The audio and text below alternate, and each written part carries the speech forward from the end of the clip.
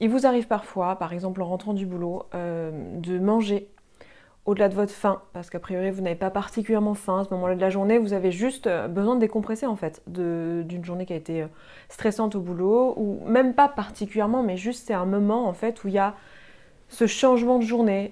Vous arrivez chez vous, c'est une façon de faire une transition en fait, de juste manger. Et là, vous avez remarqué que souvent ça partait dans un extrême en fait, que vous perdiez le contrôle, que ce goûter qui aurait pu être tout à fait normal, sain, etc., se transforme en quelque chose qui vous dépasse, qui vous fait peur, et où vous vous dites, en fait, là, je mange des quantités qui n'ont juste pas de sens. Et ça peut arriver tous les jours, comme ça peut arriver juste une fois ou deux dans la semaine, comme ça peut arriver juste une fois par mois, et voilà. En tout cas, c'est un sentiment de perte de contrôle. Donc là, je vous parle de moments typiquement routiniers. Ça peut être, là j'ai donné le moment où vous sortiez du boulot, mais peut-être que ça vous arrive aussi le soir quand les enfants sont couchés devant la télé ou sur TikTok avant de pouvoir vous-même aller vous coucher, parce que c'est le seul moment de votre journée où en fait vous êtes tout seul ou toute seule, enfin tranquille. Et là aussi à ce moment-là, il y a des pertes de contrôle au niveau de la nourriture. Au départ, c'est juste un dîner, puis en fait ça se transforme en quelque chose qui vous dépasse et qui va bien au-delà de ce que vous auriez voulu faire de façon intentionnelle au niveau de la nourriture. Là, je vous parle d'exemples qui sont inclus dans la routine du quotidien, mais peut-être que vous vivez le même genre de moment dans des situations très spécifiques, où vous êtes à l'extérieur avec certains amis, dans certains contextes. Par exemple, je sais pas, le vendredi soir, quand vous buvez un verre de vin avec vos copines, typiquement, vous allez prendre une planche, par exemple, de charcuterie. Là, je donne un exemple qui est très parisien. Transformez-le à votre région du monde, de la France, votre culture, etc. Parce qu'évidemment, c'est très culturel, ce genre d'exemple. Et vous vous retrouvez systématiquement à manger toute la panière de pain, en fait, jusqu'à en avoir mal au bide, en fait, à un moment où ça a juste pas de sens, en fait. C'est pas tellement que c'est pas bien, ou que vous vous diabolisez, genre tu fais mal, oh là là, tu n'es pas une femme parfaite. C'est pas tellement ça, c'est plus que vous vous en inquiétez, vous dites, mais en fait, c'est un peu insensé, quoi. J'ai ces comportements, ça me dépasse, j'ai un sentiment de perte de contrôle, au point que, au bout d'un moment, vous finissez par vous poser la question, mais est-ce que je suis atteinte d'un trouble du comportement alimentaire? Est-ce que je souffre d'un trouble du comportement alimentaire? Et est-ce que ce trouble en particulier, ça serait pas l'hyperphagie? Je suis là aujourd'hui pour en parler avec vous et vous donner des clés, quoi qu'il arrive, quelle que soit votre situation. Évidemment, moi je suis spécialisée dans ces domaines-là en tant que coach et en tant qu'aujourd'hui thérapeute, mais je ne suis pas psychologue et je ne suis pas psychiatre et je ne suis encore moins médecin nutritionniste. Donc, n'hésitez pas, évidemment, en complément de tout ce que je vous dis là, d'aller vous faire suivre par un professionnel de santé. Si vous avez des doutes, vous allez voir qu'on va quand même démanteler un petit peu tout ça dans la vidéo, mais évidemment, c'est une vidéo sur internet, d'une personne certes qui connaît le sujet, mais ça fait pas office de diagnostic, quoi. Je pense que c'est évident pour tout le monde, mais je préfère quand même le poser là. Commençons par les bases. Qu'est-ce que c'est que l'hyperphagie en fait? L'hyperphagie, c'est un trouble du comportement alimentaire, parmi plein d'autres. On connaît, parmi les plus connus, on a l'anorexie, la boulimie, l'hyperphagie, ou le binge eating disorder en anglais, ou la boulimie hyperphagique, on dit aussi, les deux noms sont employés. Vous avez aussi le manger recraché, vous en avez plein d'autres en fait, l'orthorexie, enfin bref, je ne vais pas tous les citer ici, il y a plein de troubles du comportement alimentaire, mais les troubles du comportement alimentaire, ce sont des troubles mentaux. Dans le cadre de l'hyperphagie c'est un trouble du comportement alimentaire, donc on a bien le mot comportement, donc c'est un trouble qui entraîne en fait un comportement dérégulé face à l'alimentation. Dans le cas de l'hyperphagie, c'est un petit peu différent de la boulimie. Je ne vais pas tous les définir, mais je vais mettre en comparaison avec la boulimie parce que c'est deux troubles qui pourraient se ressembler.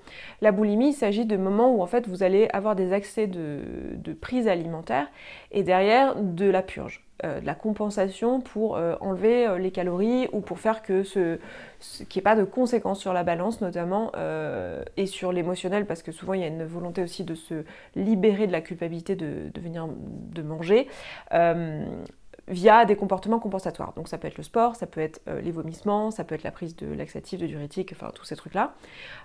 Donc ça, c'est ce qu'on appelle la boulimie. L'hyperphagie, ça va être un peu la même chose, ou la boulimie hyperphagique, ça va être un peu la même chose. Vous avez aussi des accès de prise alimentaire dans des quantités très grandes, avec un sentiment de perte de contrôle, de la culpabilité, des inconforts physiologiques. Mais là, vous n'allez pas avoir de comportement compensatoire.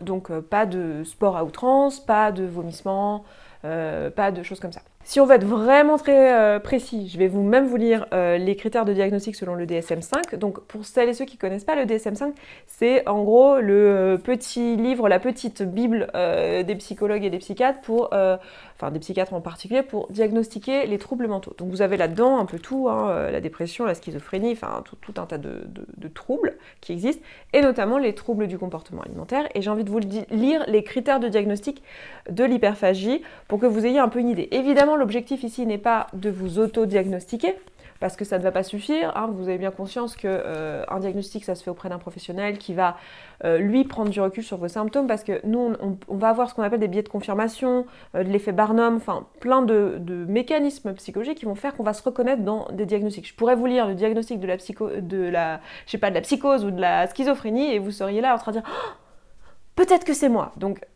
évidemment, l'idée n'est pas de faire de l'autodiagnostic, mais par contre, si vous vous reconnaissez dans plusieurs des critères, ne faites pas confiance au fait que vous vous reconnaissez et que donc vous avez le trouble, mais dites-vous « Ah tiens, c'est intéressant, ah tiens, ça m'allume une lanterne, ça vaut peut-être le coup d'aller en parler à un médecin pour que lui me fasse passer des tests ou qu'il me prenne en séance pour pouvoir effectivement confirmer ou infirmer ce diagnostic. » Donc je suis sur le Binge Eating Disorder ou accès hyperphagique dans le DSM-5. Il y a 1, 2, 3, 4, 5. Il y a 5 critères de diagnostic de A à E. Critère A, survenue récurrente d'accès hyperphagique, c'est-à-dire entre parenthèses, crise de gloutonnerie ou binge eating en anglais. Donc comment on définit un accès hyperphagique? Il faut qu'il réponde aux 2 critères suivants. Premièrement, absorption en une période de temps limitée, par exemple moins de 2 heures, d'une quantité de nourriture largement supérieure à ce que la plupart des gens absorberaient en une période de temps similaire et dans les mêmes circonstances. Donc on évacue tout ce qui est des circonstances exceptionnelles dans lesquelles d'autres gens aussi auraient mangé beaucoup. Deuxième critère pour savoir si la qualification des prises alimentaires que vous avez sont bien des accès hyperphagiques, c'est le sentiment d'une perte de contrôle sur le comportement alimentaire pendant la crise. Par exemple, sentiment de ne pas pouvoir s'arrêter de manger ou de ne pas pouvoir contrôler ce que l'on mange ou la quantité de ce que l'on mange. Donc ça, c'était le critère de diagnostic A, c'est-à-dire l'existence récurrente de crises hyperphagiques ou d'accès hyperphagiques. B, c'est ces accès hyperphagiques, c'est-à-dire entre parenthèses gloutonnerie, sont associés à au moins 3 des caractéristiques suivantes. Je mets entre parenthèses là que le mot gloutonnerie est employé ici. Je sais que dans notre culture, ce mot gloutonnerie est très stigmatisé par le judéo-christianisme, où en fait c'est l'un des 7 péchés capitaux, en fait, la gloutonnerie. Donc on y met un sens moral. Évidemment, dans le DSM-5, il n'y a pas de sens moral derrière ce mot, hein. C'est juste un synonyme pour qualifier le fait de manger beaucoup et en quantité grande, en fait, et d'une manière qui semble sans contrôle, puisque c'est le principe. Donc, ces accès hyperphagiques, ils sont associés à 3 caractéristiques parmi les 5 suivantes. La première possible, c'est manger beaucoup plus rapidement que la normale. Deuxièmement, c'est manger jusqu'à éprouver une sensation pénible de distension abdominale. Le troisième, c'est manger de grandes quantités de nourriture en l'absence d'une sensation physique de faim, c'est-à-dire qu'au départ, vous n'aviez pas faim. Manger seul parce que l'on est gêné de la quantité de nourriture que l'on absorbe. Et enfin, 5, se sentir dégoûté de soi-même, déprimé et très coupable après avoir mangé. Donc ça, il faut que vous en ayez au moins 3 parmi ces 5-là pour que le point B soit rempli dans le critère de diagnostic. Mais c'est pas suffisant. Ensuite, il faut aussi qu'il y ait le point C. Le point C, c'est les accès hyperphagiques, donc de gloutonnerie, entraînent une détresse marquée. C'est souvent ce qui fait la différence entre un moment où en fait on a une petite faiblesse et on a une période un peu difficile dans notre vie, quelle que soit la nature de cette difficulté, et le moment où il s'agit d'un trouble. Et c'est toute la difficulté, c'est pour ça qu'en général on a besoin de quelqu'un d'extérieur dont c'est le métier et qui a l'habitude de voir des personnes qui souffrent de ces troubles pour pouvoir vous dire si effectivement vous êtes dans un cas de trouble ou pas. Le point D, c'est les accès hyperphagiques surviennent en moyenne au moins une fois par semaine pendant 3 mois. Donc ça c'est assez important aussi, cette notion de il faut que ça dure dans le temps et que ça soit suffisamment fréquent pour qu'on puisse parler d'hyperphagie. Si vous avez une crise comme ça une fois dans l'année ou 2 fois dans l'année, en fait ça ne peut pas être qualifié d'hyperphagie. Et enfin le dernier point, c'est les accès hyperphagiques ne sont pas associés au recours régulier de comportements compensatoires inappropriés comme dans la boulimie et ne surviennent pas exclusivement au cours de la boulimie ou de l'anorexie mentale. Ça c'est dans le cas où en fait on peut cumuler plusieurs de ces troubles et donc l'hyperphagie, on parle d'hyperphagie quand ça ne survient pas en même temps qu'on est en train de souffrir d'un autre trouble. Sinon ça fait plutôt partie des symptômes d'un autre trouble. Ensuite on va pouvoir spécifier si on est dans un cas sévère, léger, moyen, etc. Dans le cas léger c'est 1 à 3 accès hyperphagiques par semaine. Dans le cas moyen, c'est 4 à 7 accès hyperphagiques par semaine. Dans le cas grave, c'est 8 à 13 accès hyperphagiques par semaine. Et extrême, c'est plus de 14 accès hyperphagiques par semaine. Donc ça nous donne un peu une idée aussi de la fréquence. Et on peut parler de rémission complète ou rémission partielle dans les deux cas suivants. Donc rémission partielle, c'est après avoir précédemment rempli tous les critères de ce trouble, les accès hyperphagiques surviennent à une fréquence moyenne de moins d'un épisode par semaine pendant une période prolongée.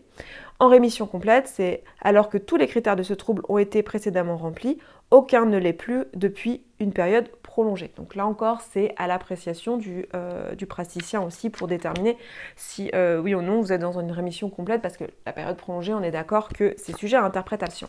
Mais disons que je voulais vous lire ces définitions parce que je trouve que ça donne un cadre. En fait, moi, ce que j'ai envie d'argumenter avec vous aujourd'hui, c'est que finalement, non pas que je veuille enlever l'importance d'un diagnostic, parce que je pense que c'est extrêmement important d'avoir un diagnostic quand nous, on souffre d'un trouble, parce que c'est la meilleure façon d'accéder à une aide médicale et à un accompagnement approprié. Mais pour moi, c'est quand même important de mentionner que la définition de ce trouble, finalement, c'est des critères qui sont du coup forcément des cases, forcément des choses qui sont bornées et qui sont certes très utiles, mais l'idée c'est pas de s'enfermer là-dedans et d'être absolument bloqué sur le critère de diagnostic et voir si oui ou non vous avez le diagnostic.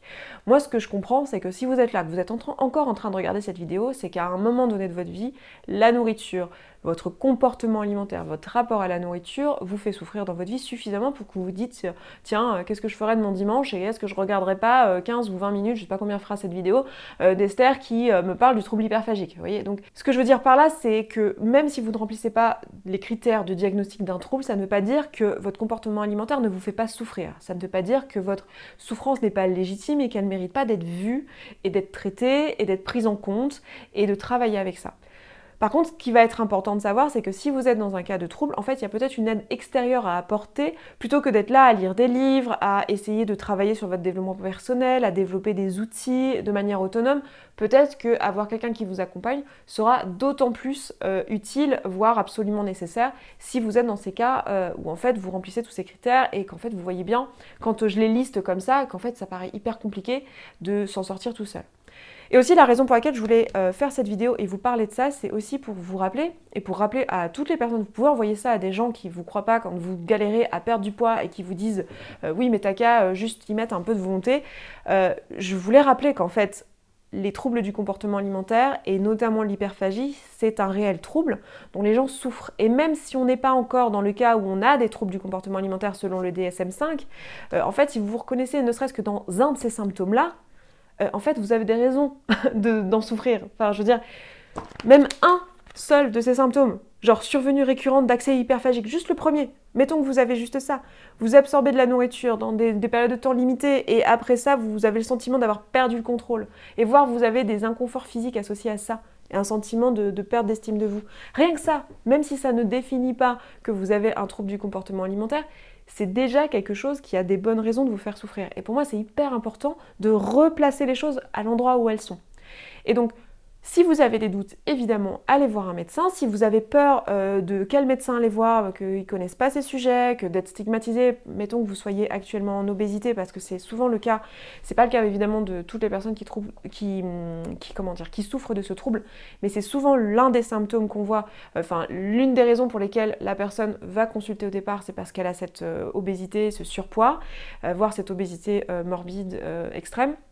Et en fait, souvent on est stigmatisé parce que la société est grossophobe et qu'on n'y peut rien pour l'instant. J'avais déjà fait plusieurs vidéos au sujet de la grossophobie. C'est quelque chose qui est là et qui est présent et qui est latent. Donc des fois ça peut être dur d'aller demander de l'aide quand on souffre de ce trouble-là parce que c'est un trouble qui est associé à beaucoup de honte en fait. Et même si on n'en est pas encore au trouble réellement, j'ai même envie de dire c'est presque pire quand on est dans cette zone un peu floue parce qu'on peut encore se raconter l'histoire que c'est juste une histoire de volonté et alors que c'est pas le cas. Donc si vous avez peur de ça, de ne pas trouver un médecin qui soit à votre écoute, n'hésitez pas à aller regarder la liste de médecins recommandés sur le site de l'association du GROS. Le GROS, c'est une association française qui s'appelle le Groupe de réflexion autour de l'obésité et du surpoids. J'en parle régulièrement, j'en ai parlé dans mon livre, qui est ici. Celui-ci. J'en ai parlé dans des podcasts, je pense. J'en ai parlé dans ma masterclass dernièrement. J'en parle régulièrement parce que ce sont des médecins en fait qui réfléchissent à toutes ces questions ensemble et comment traiter ces problématiques-là. Et donc, si vous prenez un psychiatre ou un psychologue ou un nutritionniste ou un endocrinologue qui se trouve sur cette liste, vous êtes sûr que c'est une personne qui a déjà réfléchi à ces questions-là et qui ne va pas vous sortir des trucs bateaux et complètement grossophobes. Donc ça peut être pas mal. Bien sûr, si vous voyez qu'en fait, vous n'êtes pas dans un cas de hyperphagie où vous avez besoin d'une aide médicale, mais que vous voulez un accompagnement, évidemment, moi je peux vous accompagner dans ces choses-là. Je suis thérapeute, je suis coach de vie, donc je peux vous accompagner sur les comportements et sur ce qui se passe dans votre relation à la nourriture, travailler sur les émotions qui sont en jeu, les pensées, toute la partie identitaire, toute la partie comportementale. Et je peux le faire aussi si vous êtes actuellement diagnostiqué avec ce trouble, mais que vous êtes accompagné aussi par un psychiatre. On peut le faire aussi et travailler ensemble en parallèle, parce qu'on ne va pas vous apporter les mêmes choses. Mais dans tous les cas, ne restez pas seul avec cette problématique-là. Si vous souffrez de l'un des symptômes que j'ai mentionnés là et que vous vivez ces choses-là, ne restez pas seul, demandez de l'aide. C'est quelque chose qui découle de tout un ensemble de paramètres extérieurs, à la fois l'histoire qu'on a culturellement ensemble dans notre société qui fait qu'il y a un certain nombre de personnes qui vont développer des troubles du comportement alimentaire, il y a un certain nombre de personnes qui, en parallèle ou en conséquence, vont développer une obésité et un surpoids. Donc vous n'êtes pas seul là-dedans, ça ne vous appartient pas entièrement et il y a des parties qui sont effectivement liées aussi à votre histoire personnelle, des traumas, des traumatismes, mais pas nécessairement. Il y a aussi plein de personnes qui souffrent d'obésité, de surpoids, de troubles hyperphagiques et qui n'ont pas de problématiques de gros traumas identifiés. Écoutez, moi je vais m'arrêter là pour aujourd'hui, je pense que j'ai à peu près tout dit. Si vous voulez voir un petit peu plus mon travail, n'hésitez pas à aller regarder la barre d'infos. Vous avez notamment une masterclass que j'ai faite dernièrement au sujet des compulsions alimentaires, parce que j'utilise plutôt le mot compulsion alimentaire généralement que hyperphagie, parce que ça décrit le comportement plutôt que de décrire le trouble. Et en fait c'est surtout ce premier symptôme de ce trouble qu'on travaille ensemble et qui concerne aussi plein de personnes qui ne souffrent pas d'hyperphagie à proprement parler, mais qui souffrent quand même de ce symptôme-là. Et donc j'ai fait une masterclass récemment gratuite sur comment arrêter les compulsions alimentaires, comment vivre avec, comment faire en fait. Et vous avez le replay qui est disponible, donc je vous aurais mis le lien en barre d'infos si vous voulez télécharger ça gratuitement. Et puis bah écoutez, pour l'heure je m'arrête là, je vous embrasse, je vous dis à très vite dans une prochaine vidéo, bon dimanche, ciao ciao.